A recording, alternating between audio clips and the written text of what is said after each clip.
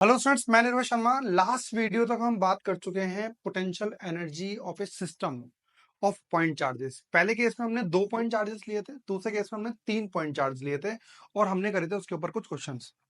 थोड़े से क्वेश्चंस हमारे उन टॉपिक्स के ऊपर रह गए हैं, तो आइए पहले तो करते हैं वो न्यूमेरिकल्स। और एक टॉपिक हमारे पास और रह गया है।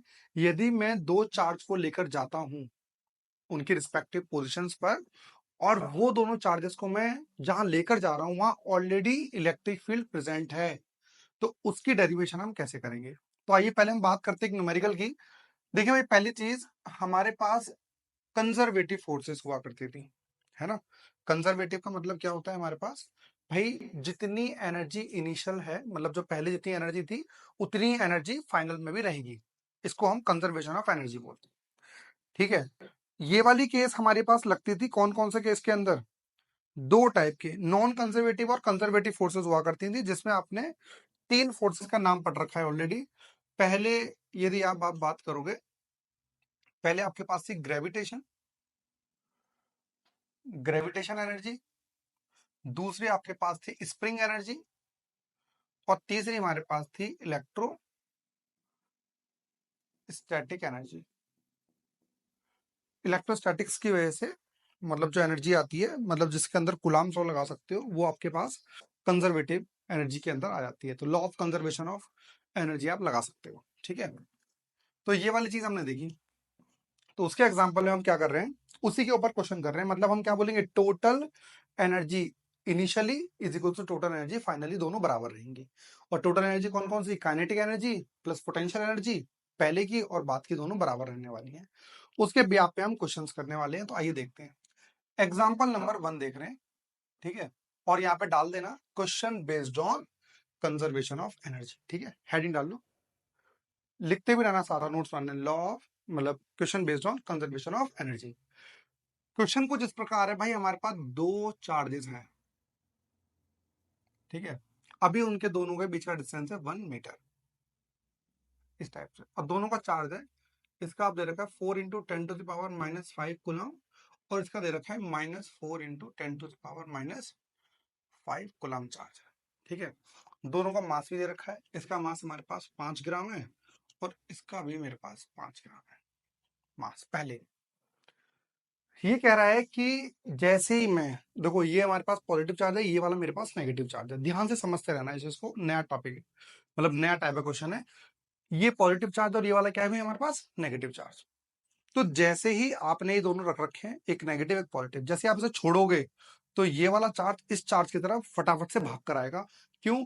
There is a force of attraction, क्योंकि नेगेटिव चार्ज है और ये पॉजिटिव चार्ज है। तो इनका कहना ये है, जब इनके बीच में डिस्टेंस 1 मीटर था, जैसे ही आपने इन्हें छोड़ दिया, दैट इज केस नंबर 1, जैसे ही आपने छोड़ दिया तो ये पास पास आएंगे, और जैसे जैसे डिस्टेंस कम होगा वैसे वैसे क्या होगा? काइनेटिक एनर्जी इनकी बढ़ेगी। क्यों? क्योंकि फोर्स ऑफ अट्रैक्शन धीरे धीरे क्या होगी? इंक्रीज होगी। क्योंकि फोर्स ऑफ अट्रैक्शन होती है k Q1 Q2 by r square. R distance कम हुआ तो फोर्स ऑफ अट्रैक्शन क्या हो गया? बढ़ गया।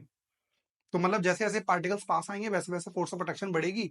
तो इनसे ये कहा गया है, केस 2 में क्या कहा गया है, कि दोनों सेम पार्टिकल हैं और दोनों के बीच में डिस्टेंस कितना बचा है?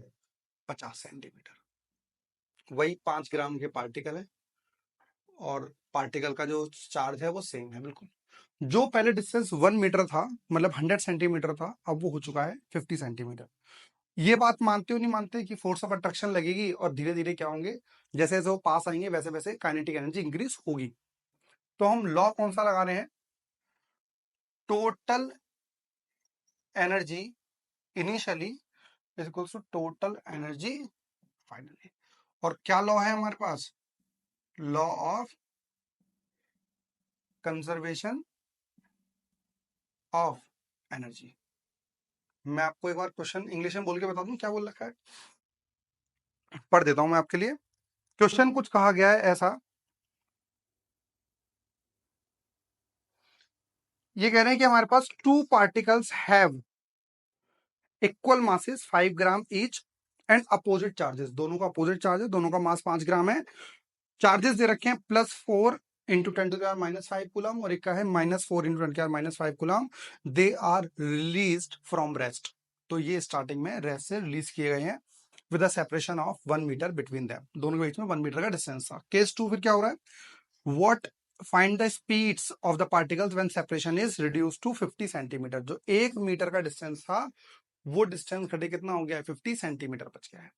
तो भाई देखिए इसमें क्या लिखूं इनिशियल वाले में, kinetic energy initial plus potential energy initial. Potential energy का फॉर्मूला याद है ना आपको, लास्ट वीडियो में करा था, के Q1 Q2 बाय आर। और यहाँ पे kinetic energy final plus potential energy final. बात समझ में आ गई नहीं आ गई? ठीक है।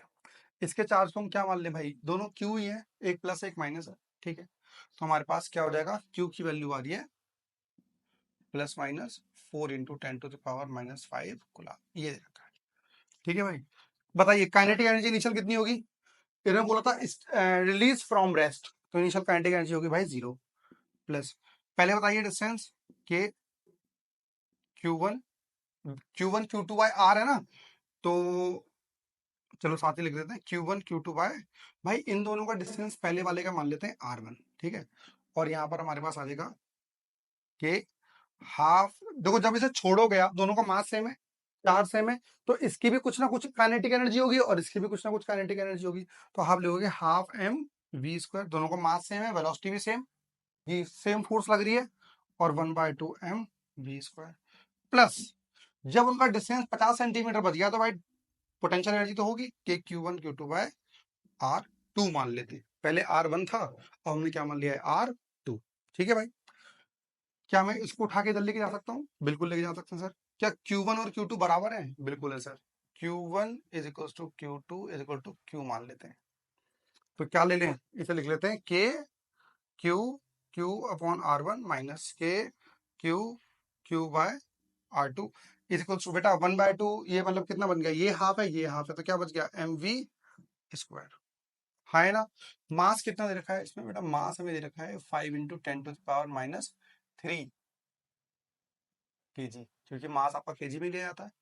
और डिस्टेंस पहले वाला 1 था, ये हमारा 50 सेंटीमीटर है, इसे हम 1/2 मीटर लिख सकते हैं। 50 सेंटीमीटर क्या लिख सकते हो, 50 centimetre is equal to 1/2 metre, मतलब 0.5 मीटर लिख सकते हैं। ठीक है, ये चीज समझ में आ गई भाई, कॉमन ले लो, के क्यू क्यू कॉमन ले लो, 1/R1 minus 1/R2 is equal to M V square. ठीक है भाई, वैल्यू पुट करते हैं क्या इसमें, आइए कर देते हैं।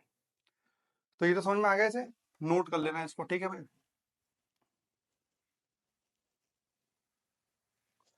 आगे देखिए क्या आएगा भाई, बताइए, वैल्यू पुट करते हैं इसमें, क्योंकि हमें वी तो निकालना है, वैल्यू पुट करो के की जगह, क्या आएगा 9 × 10⁻⁹। बेटा Q1 की वैल्यू क्या आएगी, बेटा पोटेंशियल एनर्जी निकाल रहे हो तो साइन के साथ वैल्यू पुट करते हैं, स्केलर क्वांटिटी होती है, 4 × 10⁻⁵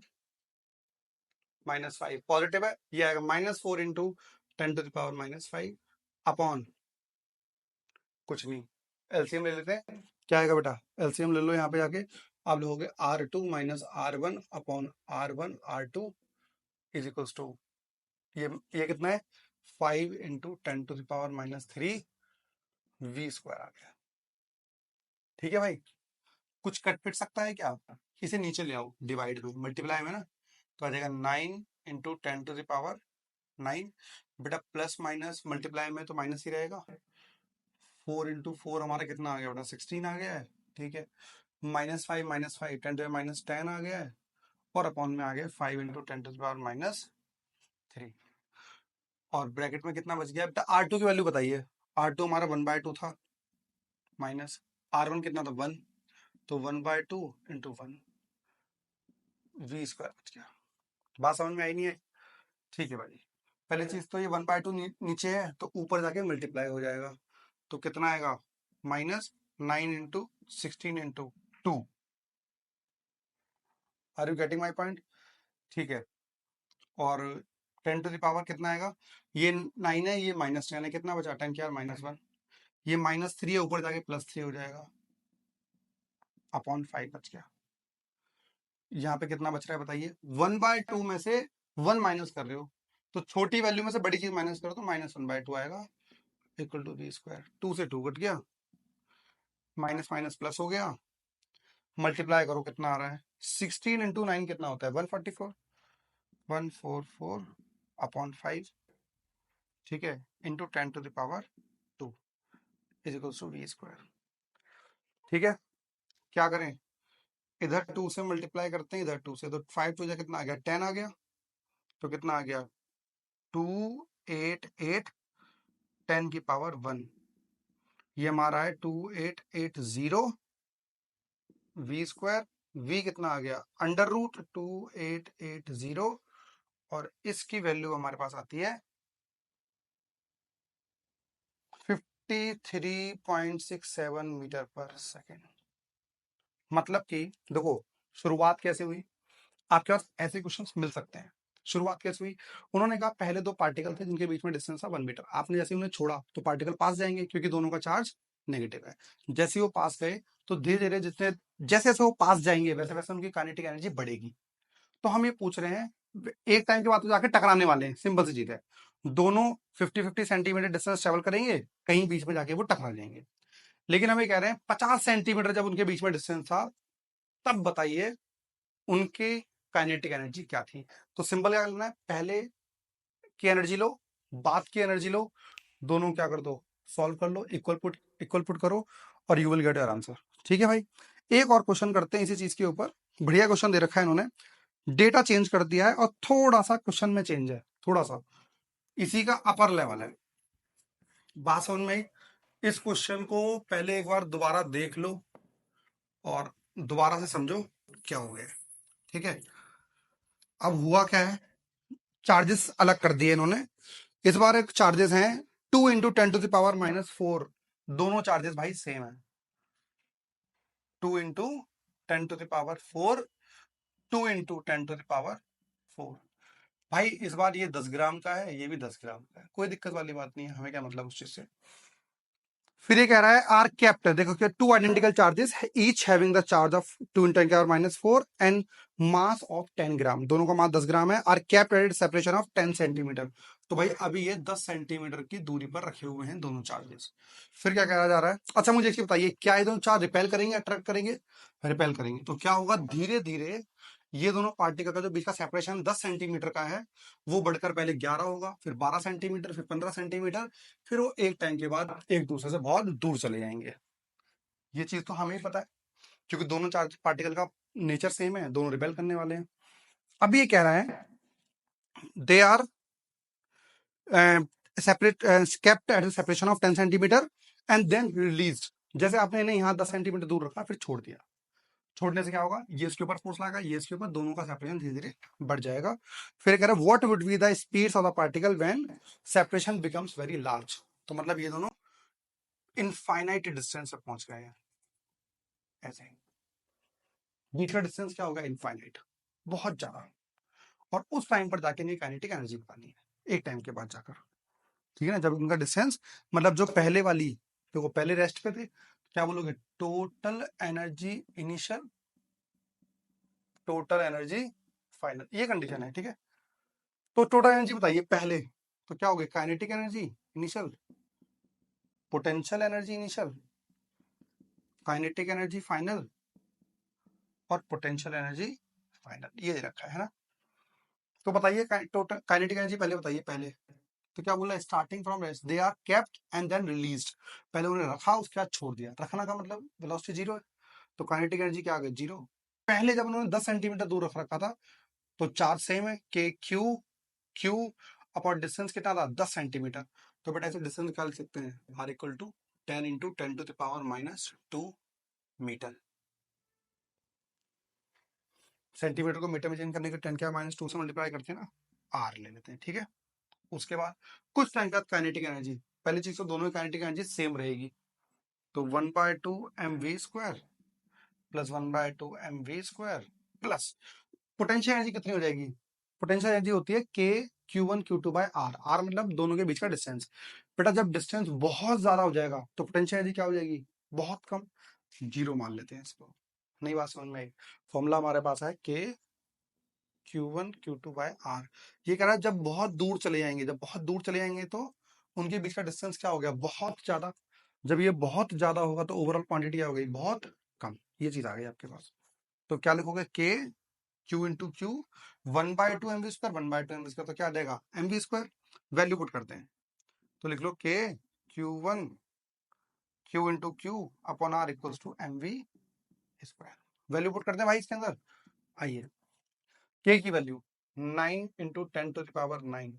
व्हाट इज क्यू, 2 × 10⁻⁴, 2 × 10⁻⁴, अपॉन, बेटा डिस्टेंस बताइए इन दोनों के बीच का, 10 × 10⁻⁻2 इज इक्वल्स टू, मास बताइए 10 ग्राम है, तो मास ऐसे लिख लेंगे हम, m is equals to 10 × 10⁻³ kg, ऐसे लिख लो, 10 × 10⁻³ m की जगह आ गया v² आ गया, हाँ है ना।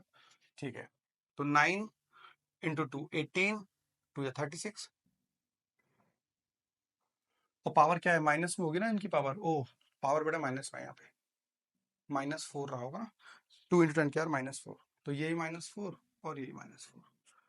ठीक है, तो हमारा आ गया 10⁻9, 10⁻⁻8। बेटा देखना यहाँ पावर क्या है, 1, 1 और -1 कितना बचा, -1 बचा, ऊपर जाके एक 10 बन गया, ये मल्टीप्लाई में था, नीचे डिवाइड में आ गया, 10 × 10 क्या हुआ 3 माइनस का v² आ गया, तो 10 से 10 कट गया, -3 है, ऊपर जाएगा तो कितना हो जाएगा बेटा, +3, तो कितना बचा यहाँ पे 36 × 10⁻⁴ बच गया। ठीक है, इज इक्वल टू v²। देखो सॉल्व कर लो, -3 ऊपर जाएगा तो +3, 9 + 3 12 आ गया, 12 में से 8 माइनस करो, 4 बच गया, अंडर रूट कर दो, 36 × 10⁻⁴। तो बेटा 36 को बाहर निकालोगे तो 6, 10⁻², तो 10⁻² मतलब 100, 600 मीटर पर second is equal to v। मतलब जैसे जैसे वेलोसिटी बढ़ रही होगी, जिस टाइम में पोटेंशियल एनर्जी जीरो हो जाएगी, वो पूरी की पूरी एनर्जी किस में कन्वर्ट हो चुकी है, किस चीज में, काइनेटिक एनर्जी में। तो काइनेटिक एनर्जी की वेलोसिटी क्या आ रही है, लगभग लगभग 600 मीटर पर सेकेंड, बहुत ज्यादा वेलोसिटी है बेटा ये। तो इस टाइप के क्वेश्चन भी आपको मिल जाएंगे जहां पर स्पीड या फिर कंजर्वेशन ऑफ एनर्जी का कंसेप्ट यूज करना पड़ सकता है। बच्चों अभी तक हमने जो बात की थी, आपको एक बार मैं थोड़ा सा रिकॉल करवा दूं कि जब आप अभी तक जो आप पोटेंशियल एनर्जी निकाल रहे थे उसके अंदर आपने क्या देखा, जब आप फर्स्ट चार्ज को लेकर आ रहे थे फ्रॉम इन्फिनिटी, क्या आ रहा था भाई, जीरो पोटेंशियल एनर्जी आ रही थी। क्यों, क्योंकि किसी के अगेंस्ट आपको काम नहीं करना पड़ रहा था, क्योंकि वहां पर ऑलरेडी कोई इलेक्ट्रिक फील्ड नहीं थी। जब सेकंड चार्ज को लेकर आते थे तब आपको पहली बार वर्क डन करना पड़ता था, विच इज इक्वल्स टू के Q1 Q2 बाय R, क्योंकि उस टाइम पर जो पहले चार्ज आ चुका था Q1 वो रिपेल करता था और आपको उसके अगेंस्ट काम करना पड़ता था। जब आप तीसरा चार्ज लेकर आते थे तो पहले दोनों रिपेल करते थे, तो उन दोनों के अगेंस्ट काम करना पड़ता था। लेकिन अब चीज ये है, अब आपके पास क्वेश्चन टॉपिक क्या है, potential energy in an external electric field. मतलब जब आप पहला चार्ज लेकर आओगे, देखो यहाँ पे इन्होंने एस टाई के कुछ मान सकते हो कि सपोज मान लो यहाँ पे एक सिस्टम रखा हुआ है जो इलेक्ट्रिक फील्ड दे रहा है, सब उसके बाद पॉजिटिव चार्ज है इसमें मान लेते हैं हम, तो ये अपने आसपास के रीजन में इलेक्ट्रिक फील्ड प्रोवाइड करवा रहा है, मतलब पॉजिटिव रीजन है इलेक्ट्रिक फील्ड इसका। अब आप एक चार्ज लेकर आ रहे हो, पहला चार्ज विच इज Q1, तो जब भाई आप Q1 चार्ज लेकर आ रहे हो, ठीक है, क्या बोल रहा है ये, लेट V(R1), V मतलब पोटेंशियल और R1 का मतलब है potential at distance R1, V(R2) मतलब पोटेंशियल एट डिस्टेंस R2, किससे, फ्रॉम द सोर्स चार्ज। तो ये वाला आपका सोर्स चार्ज मान सकते हो। जरूरी नहीं है कि चार्ज की वजह से ही आपका इलेक्ट्रिक फील्ड हो, ऐसा भी हो सकता है उस रीजन के अंदर कोई इलेक्ट्रिक फील्ड है, सपोज ये पूरी की पूरी पॉजिटिव प्लेट है, तो इस रीजन के आसपास क्या हो गया, इलेक्ट्रिक फील्ड, और इलेक्ट्रिक फील्ड है तो पोटेंशियल भी होगा ही होगा, क्योंकि आपको पता है पोटेंशियल की डेफिनेशन क्या होती है, इन्फिनिटी से इलेक्ट्रिक फील्ड के अंदर लाने में जो वोल्टन लगता है वो उस पॉइंट का पोटेंशियल होता है, मतलब इलेक्ट्रिक फील्ड होना बहुत जरूरी होता है। चलिए, तो आप लेकर आए हैं Q1 चार्ज को, जो कि यहाँ पर रखा हुआ है, जिसे मान लेते हैं पॉइंट P1। फिर आप दूसरे पॉइंट पे लेकर आओगे, एक दूसरा पॉइंट चार्ज लेकर आओगे, that is point charge Q2 at point P2। इन दोनों के जो बीच का डिस्टेंस है दैट इज R12। इसका जो डिस्टेंस है वो यहाँ से कितना है, सपोज मान लेते हैं इसके सेंटर से ये वाला, दैट इज R1, और यहाँ से यहाँ तक का मान लेते हैं R2। इस टाइप से भाई कुछ स्ट्रक्चर हमारे पास है। तो सबसे पहले हम निकालेंगे work done in bringing the charge, कौन सा वाला चार्ज को उठा के लाएंगे पहले हम, Q1 फ्रॉम इन्फिनिटी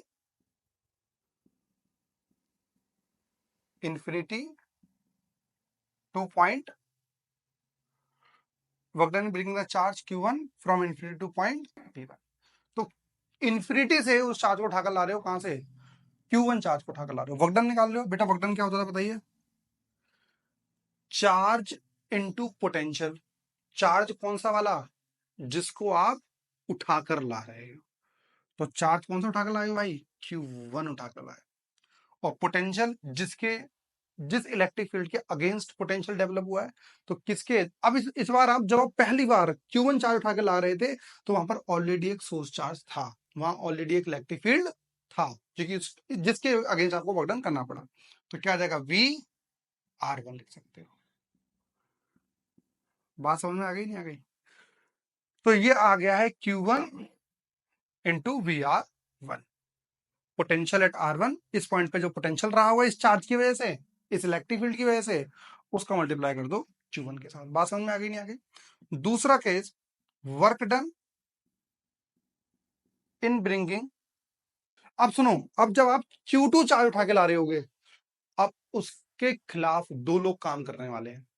एक तो ये सोर्स चार्ज जो कि सिलेक्टिव फील्ड के अगेंस्ट ला रहे हो, और प्लस ये Q1 जो है वो भी उसके अगेंस्ट काम, मतलब उसके अगेंस्ट भी काम करना पड़ेगा, क्योंकि इस Q2 को Q1 भी रिपेल कर रहा होगा। बात समझ में आ रही नहीं आ रही है, जब Q2 को उठाकर लाओगे तो दोनों अवेलेबल रहेंगे, ये चार्ज भी और ये भी। तो क्या कहेंगे हम, work done in bringing the charge Q2, है ना, from infinity two point P2 against external electric field. अभी हम एक्सटर्नल इलेक्ट्रिक फील्ड की वजह से वर्क डन निकाल रहे हैं, तो वो वर्क डन क्या आएगा, 1 मान लेते हैं, इसे 2 मान लेते हैं। Q2 उठाकर ला रहे हो, इनटू पोटेंशियल कितना है उस पॉइंट पे, VR2। इस टाइप से आपके पास दूसरी चीज आ गई, हाँ है ना। तो दो वर्क डन आ गए। अब इस चार्ज पे आप उठाकर ला रहे हो, तो ये भी रिपेल कर रहा होगा, तो इसके अगेंस्ट भी आपको निकालना पड़ेगा। तो क्या निकालोगे, क्या लिखोगे आपसे, work done against the charge Q1, work done in bringing the charge Q2 against the force of charge Q1। Q1 के अगेंस्ट भी कुछ ना कुछ आपको वर्क डन करना पड़ेगा। तो भाई बताइए वर्क डन क्या, फिर दोबारा से, तो हमारा वर्क डन निकाल लेते हैं हम, 3 इज इक्वल्स टू Q2 को उठाकर ला रहे हैं, कितना, क्या होता है पोटेंशियल, ये वाला कितना पोटेंशियल डेवलप कर रहा होगा बताना जरा इस पॉइंट पे। तो आप यहाँ पे कहीं लिख सकते हैं, potential at point P2 due to charge Q1। तो पोटेंशियल कितना आएगा बेटा, जल्दी बताइए, कि जिसकी वजह से पोटेंशियल निकाल रहे होते हैं वो Q1 अपॉन जिस पॉइंट पे निकालते हैं उसके बीच का डिस्टेंस R12 आ गया। तो पोटेंशियल का क्या पुट कर दोगे, के Q1 अपॉन R12 आ गया, W3 कितना आ गया, के Q1 Q2 बाय R12। बात समझ में आ गई नहीं आ गई। तो आपके पास टोटल वर्क डन कितना आ गया, 3 वर्क डन आ गए। तो पहला वर्क डन क्या हुआ, भाई देखो, आप तो सर ये तो हम अपने आप भी कर लेते, इसमें नई चीज नहीं है, थोड़ा दिमाग लगाते तो, क्योंकि पहला ऑलरेडी था इलेक्ट्रिक फील्ड। जब आप पहले वाले को लाओगे तो उसके अगेंस्ट लाओगे, तो वर्क डन करना पड़ेगा। जब दूसरे वाले को लाओगे तो ये दोनों रिपेल करेंगे, तो उसके अगेंस्ट करना पड़ेगा। नया क्या, नया भाई इसलिए क्योंकि आपके पास डेरिवेशन मिल सकती है। डेरिवेशन यदि आपके पास आती है तो आपको लिखना प्रॉपर आना चाहिए, क्योंकि वहां प्रेजेंटेशन के ही मार्क्स होते हैं, ठीक है ना। तो आपके पास टोटल वर्क डन कितना आएगा, टोटल वर्क डन टू क्या, assemble the two charges 2 point charges against the external electric field. बात समझ में आ रही नहीं आ रही? तो टोटल वर्क डन W, या फिर इसे क्या लिख सकता हूं मैं, U लिख सकता हूं, potential energy W1 plus W2 plus W3। तो बेटा बताइए W1 कितना है, Q1 इंटू VR1 वेक्टर, क्या VR1 vector, W2 Q2 VR2 vector plus K Q1 Q2 by R1 2। तो ये हमारे पास आ गया टोटल एनर्जी स्टोर्ड। बात समझ में आ गई नहीं आ गई? इसी के और बड़ा प्यारा सा क्वेश्चन एनसीईआरटी के अंदर एग्जांपल दे रखा है भाई, आप देखोगे एनसीईआरटी का एग्जांपल दे रखा है, उसके 3 पार्ट है। हो गया ना भाई? ये आपको समझ में आ जाना चाहिए। तो पोटेंशियल एनर्जी की डेरिवेशन भी मिल सकती है आपको, 3 चार्जेस वाली मिल सकती है, 2 वाली मिल सकती है, अगेंस्ट में क्वेश्चन मिल सकते हैं, ये सारा आपको पता होना चाहिए इसका, ठीक है ना? तो क्या कहा जा रहा है, एग्जाम्पल है एनसीईआरटी के अंदर, क्या कह रहा है ये, determine the electrostatic potential energy of a system of 2 point charges, 7 microcoulomb है और -2 माइक्रोकूलम है, और ब्रैकेट में लिखा हुआ है विद नो एक्सटर्नल फील्ड। जब आप उन दोनों चार्ज को उठा के ला रहे हो तो पहले इलेक्ट्रिक फील्ड बिल्कुल नहीं है। जो हमारे पास है क्वेश्चन नंबर 5 एनसीईआरटी का, मेरे पास पुरानी वाली एनसीईआरटी है उसके अकॉर्डिंग है, आपकी नई एनसीईआरटी में देख लेना कुछ और हो तो, लेकिन पोटेंशियल एनर्जी टॉपिक के बाद वाला एग्जांपल है पहला। कह रहा है determine the electrostatic potential energy of a system consisting 2 point charges 7 microcoulomb और -2 microcoulomb and with no external field. मतलब ये पहले वाला केस है। पहला क्वेश्चन नंबर 5 का फर्स्ट पार्ट कर रहे आ रहे हैं हम। 2 चार्जेस उन्होंने रख दिए भाई, कॉपी में ना ऐसे बना लिया करो, अच्छा लगता है कुछ कर रहे हो आप। तो 7 माइक्रोकूलम और ये है -2 माइक्रोकूलम का डिस्टेंस दोनों के बीच में है। इसके कोऑर्डिनेट्स है -9,0,0 और इसका है 9,0,0। तो भाई इधर -9 उधर 9, क्योंकि बीच में क्या रहा होगा 0,0,0, मतलब ये एक्स एक्सिस पर पॉइंट रखे हुए हैं। तो ये इधर का 9 सेंटीमीटर, इधर का 9 सेंटीमीटर, टोटल डिस्टेंस कितना हो गया इनका, सेंटीमीटर में है ना? तो दोनों का डिस्टेंस इनका हो गया 18 सेंटीमीटर। कुछ बच्चे दिमाग ये भी लगा लेते हैं कि सर ये -9 है और ये 9 है, तो ऐसा ना करें, 0 कर दें, क्योंकि भाई डिस्टेंस है 9 यूनिट इधर रहेगा और 9 यूनिट इधर, तो टोटल 18 सेंटीमीटर डिस्टेंस हो गया। क्या निकालनी है इसकी, पोटेंशियल एनर्जी निकालनी है बेटा, निकाल लो। पोटेंशियल एनर्जी तो आप इसकी बड़े आराम से निकाल सकते हो, क्या रहेगी, के Q1 Q2 बाय आर। आपको मैंने बताया था जब पोटेंशियल एनर्जी निकालते हैं तो साइन के साथ वैल्यू पुट करते हैं। तो क्या रहेगा भाई, 9 इंटू 10⁻⁹। Q1 बताइए कितना है, 7 माइक्रोकूलम, 7 इंटू 10⁻⁶, और ये हमारे पास है -2 इंटू 10⁻⁶, अपॉन में बीच में डिस्टेंस है 18 इंटू 10⁻², आ गया। यस और नो? ठीक है भाई, 9 दूनी 18, दोनों से काट दो 18 को, ये -7 -6 -12, ये ऊपर चला जाएगा, तो कितना आएगा भाई बताइए, चलिए बताइए, 7 इंटू 10⁹ इंटू 10⁻⁻12 इंटू 10⁻²। तो 2 + 9 11, 7 और माइनस में आएगा भाई -10⁻⁻1 बचा, तो -0.7 जूल आ गया आंसर पोटेंशियल एनर्जी। इतना ही टाइम लगना चाहिए और नेगेटिव आना चाहिए। इसका सेकंड पार्ट इन्होंने क्या रखा है, सेकंड पार्ट क्या करा है कि how much work is required to separate the 2 charges infinitely away from each other. ये कह रहा है कि इन दोनों चार्जेस को यदि मैं बहुत दूर कर दूं, इनफाइनाइट डिस्टेंस पे लेके चला जाऊं, तो क्या होगा। मतलब जो पहले यहां थे वो इनफाइनाइट ले गए। आपको पता है जब चार्जेस को इनफाइनाइट ले जाते हैं तो पोटेंशियल एनर्जी कितनी हो जाती है, 0। तो U1 इनिशियल एनर्जी कितनी थी भाई हमारे पास, बताइए, -0.7 जूल। फिर ये कह रहा है कि U फाइनल कितनी हो गई, 0। क्यों? क्योंकि जो चार्जेस पहले 18 सेंटीमीटर दूर रखे हुए हैं उनको आपने डिस्टेंस कर दिया है इनफाइनाइट। तो ये आ गया, ये डेल्टा U कितना रहेगा बताइए, U final minus U initial, what is U final, 0 minus -0.7, 0.7 joule आ गया आपका आंसर डेल्टा U का। तो दोनों में पूछ रहा है आप कितना चेंज आएगा, how much extra work done is required. तो कितना आ गया भाई आंसर, 0.7 जूल वर्क डन आपके पास आ गया है। तीसरा पार्ट आपके पास यही है एक्सटर्नल एनर्जी वाला।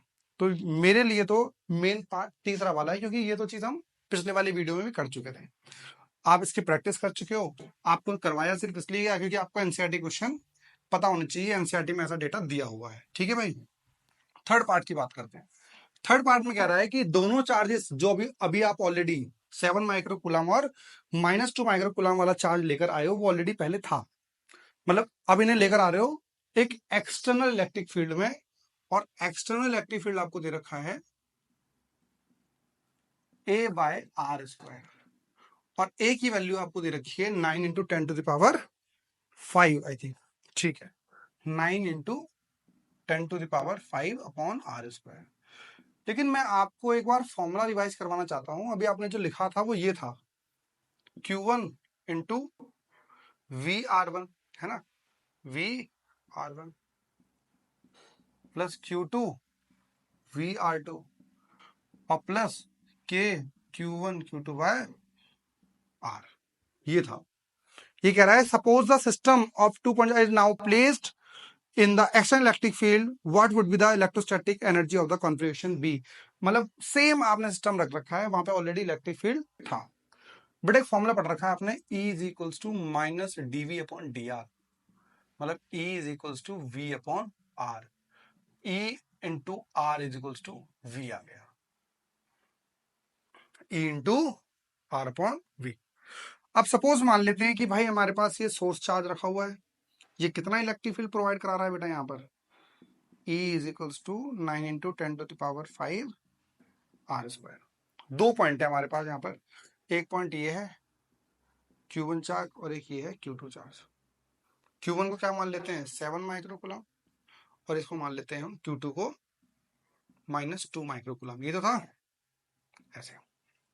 तो बताइए बेटा इस पॉइंट पे पोटेंशियल कितना होगा, तो पोटेंशियल कैसे निकालेंगे, VR1 वेक्टर कितना आ गया, V का मतलब क्या है E × R, E × R, मतलब इसका डिस्टेंस हम मान लेते हैं यहाँ से कितना है R1, कितना है R2, तो कितना आएगा E × R, E कितनी है 9 × 10⁵ अपॉन R कितना है भाई, जल्दी बताइए फटाफट, बोलो बोलो बोलो बोलो, अपॉन R² × R, R से R कट गया, 9 × 10⁵ अपॉन R आ रहा है। इसके लिए भी डिस्टेंस सेम रहेगा, इसके लिए भी क्या बोल रखा है इसने, what would be the distance. अब सुनो, ये कहाँ रखा हुआ है, the same system is now place at the external electric field, ये what with the electrostatic field विज भी। अब देखिए आपके पास जो डिस्टेंस लेना है वो डिस्टेंस क्या लोगे आप, ये चीज आपको देखना है ना, ये चीज आपको ये देखना है कौन सा डिस्टेंस आप लेने वाले हो, मतलब ये R1 R2 कितना रहेगा, एक्सटर्नल इलेक्ट्रिक फील्ड। पोजीशन बताइए भाई, इसकी पोजीशन क्या है, आर डिस्टेंस दे रखा है, पोजीशन बताइए।